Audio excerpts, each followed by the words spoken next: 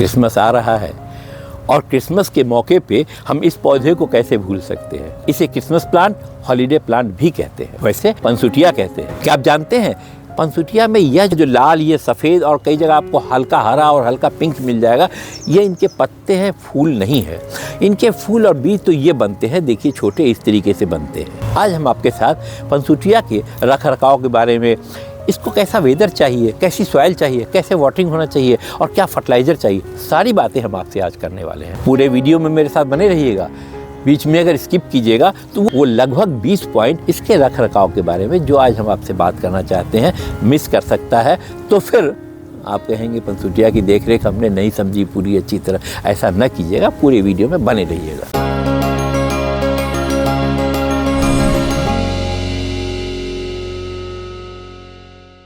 नमस्कार, मैं तरुण Chopra, going green से। ये इतने प्यारे से गमले किसका मन नहीं मोह लेंगे। इनकी ये पत्तियां हैं दरअसल जो फूलों की तरह लगती है देखने में। नीचे पत्तियां हरी हैं, ऊपर से लाल है, इस तरीके से सफ़ेद भी है, क्रीम कलर भी मिल जाता है, कहीं कहीं थोड़ा हल्का हल्का येलोइश और ग्रीनिश भी मिल जाता है। इस पौधे को क्रिसमस ट्री या हॉलीडे ट्री भी कहते हैं, जिसका नाम पंसुटिया है।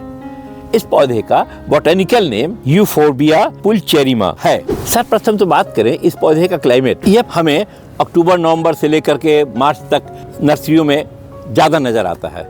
ऐसा नहीं है कि ये केवल सर्दियों का पौधा है, बस इसके लिए ये टेम्परेचर अनुकूल है, इसलिए इस टेम्परेचर में नर्सरियों में ज़्यादा नज़र आता है, ताकि ये पौधे मरे न, उनके लाने पर आप तक सुरक्षित पहुंच जाए। 15 डिग्री से लेकर के 25 डिग्री के टेम्परेचर में यह पौधा बहुत अच्छा चलता है। इससे अगर ज़्यादा ठंडक होगी या ज़्यादा गर्म होगी तो पौधे को नहीं सूट करता है।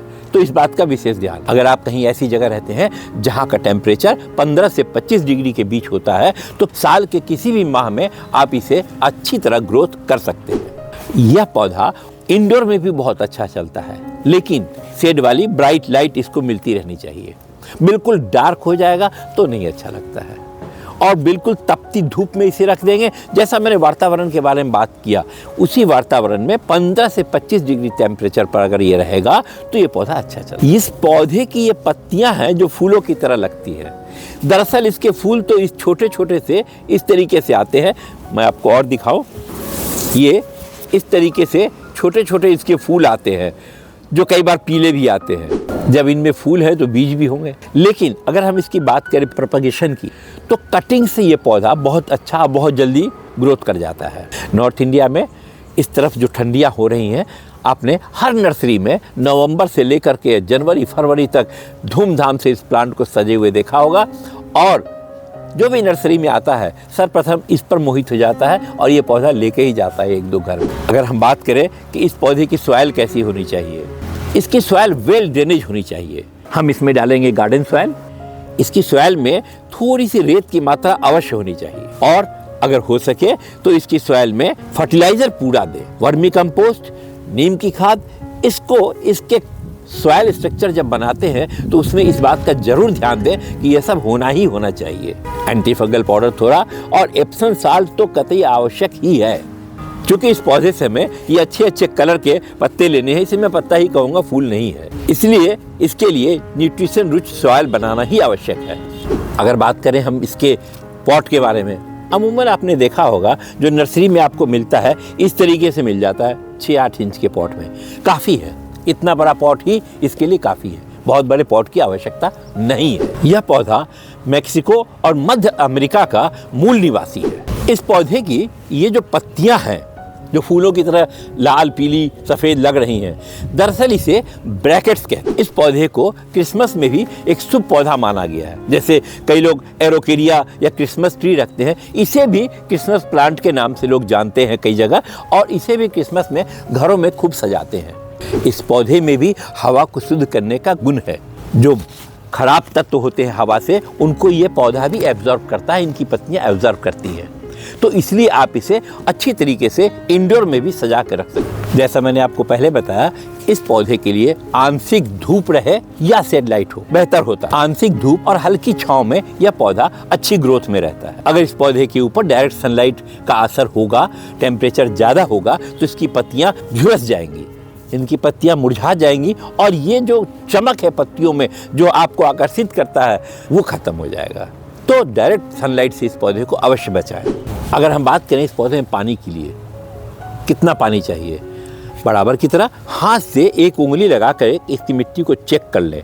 ऊपर का 1 आध इंच अगर मिट्टी सूख रही है तो उसके बाद इसमें अगर पानी डालेंगे तो अच्छा होगा। लेकिन सर्वप्रथम तो पानी आप डालें कम और ज़्यादा ये तो अलग बात है, इस बात का ज़रूर ध्यान रखें कि ड्रेनेज होल इसका बिल्कुल खुला हुआ हो, वो लॉक ना हो गया हो, मिट्टी से या कचरे से बंद ना हो गया हो। अगर ड्रेनेज होल बंद हो जाएगा, पानी इसमें ठहर जाएगा आकर के, तो पौधा मरना ही मरना है। इस बात का विशेष आप ध्यान रखें। अब ये पत्तियां जो लाल पीली निकल रही हैं, इस तरह से पीली और लाल, तो जब ये पत्तियां निकलनी कम हो जाएंगी या ख़त्म होंगी तो इनको कटिंग दे करके आप इसकी ट्रिमिंग करके अच्छा प्लांट का शेप भी दे सकते हैं।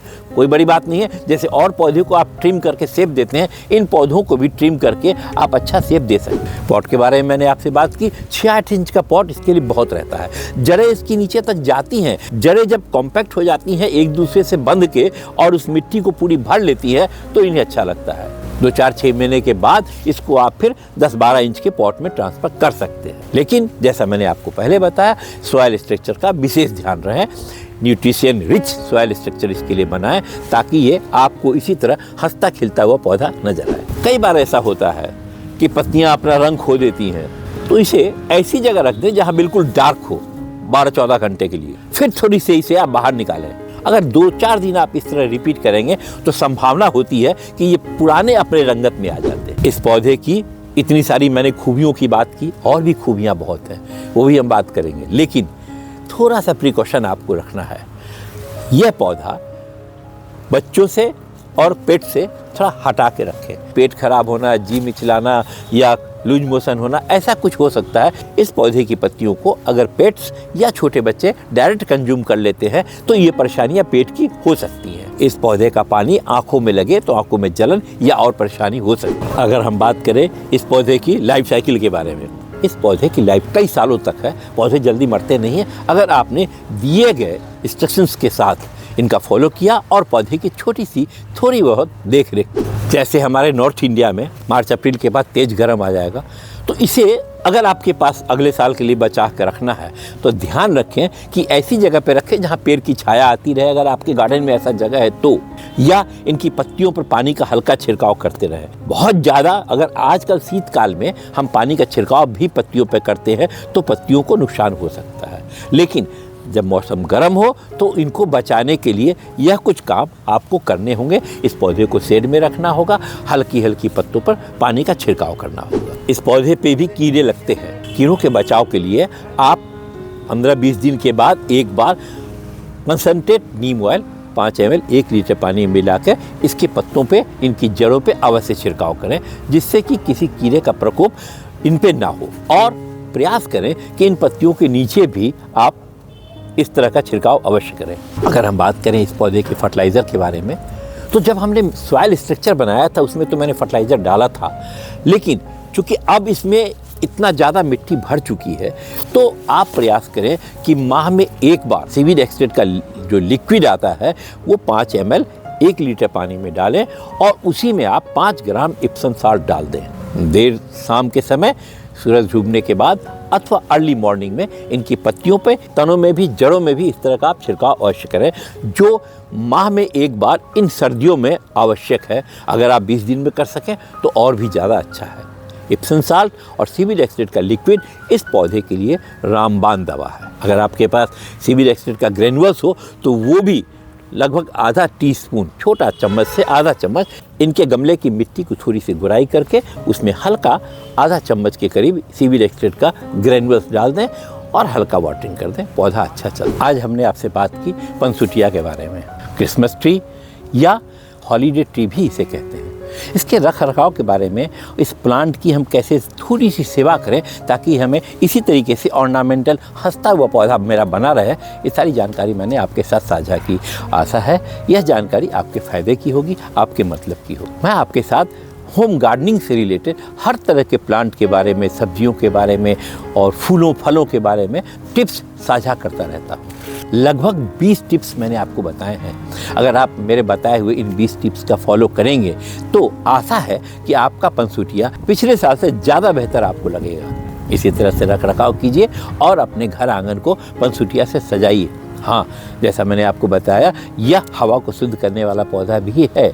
आप घर के कमरे में जहाँ ब्राइट लाइट आती हो वहाँ भी इस पौधे को आराम से रख सकते हैं, नहीं मरता। आप हमें बताइए आप कहाँ से वीडियो को देख रहे हैं, इसके बारे में अथवा और किसी पौधे के बारे में अगर कुछ आपको और जानकारी चाहिए तो वह भी मैं आपके साथ साझा करने का प्रयास करूँगा। बहुत बहुत धन्यवाद आपका मेरे साथ पूरे वीडियो में बने रहने के लिए। बहुत जल्द मिलते हैं हम आपसे अपने अगले और नए वीडियो में।